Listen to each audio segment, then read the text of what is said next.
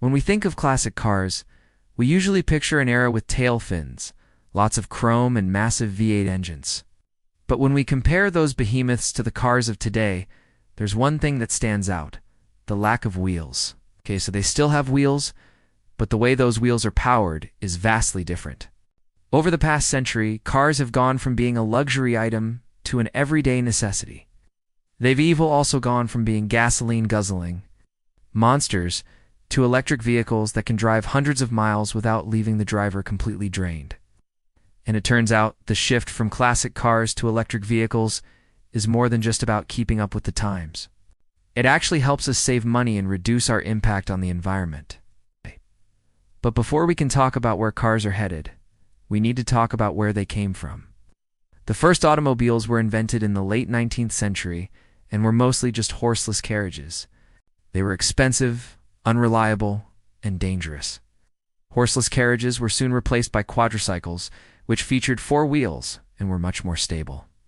Then came the first quadricycle, which was invented by German engineer Karl Benz in 1886. This vehicle featured a 3-wheeled design and was powered by a gasoline engine. It wasn't very practical for mass production, but it laid the foundation for what would come next. As the 19th century drew to a close, several different automakers began producing quadricycles. In 1893, for example, an American inventor named William Morrison created a quadricycle that could carry 4 passengers. He founded the Electric Vehicle Company to manufacture his invention, which was the first quadricycle to be commercially successful. However, this early success didn't last long. As the internal combustion engine improved and became cheaper, gasoline-powered cars took over the market. By the end of the 19th century, electric vehicles were a distant memory. However, electric vehicles weren't completely forgotten. In the 1930s and 40s, several companies began producing electric cars again. These vehicles were popular in areas where gasoline was scarce or expensive. For example, during World War II, when gasoline was rationed in the United States, electric cars became a common sight. After the war, however, gasoline became more readily available, and electric cars fell out of favor once again.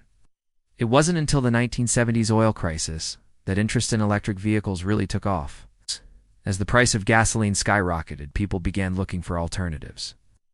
This time, electric cars weren't just a novelty. They were a practical way to save money. In the 1990s, electric vehicles became more practical thanks to improvements in battery technology. This made them more appealing to consumers who were concerned about the environment.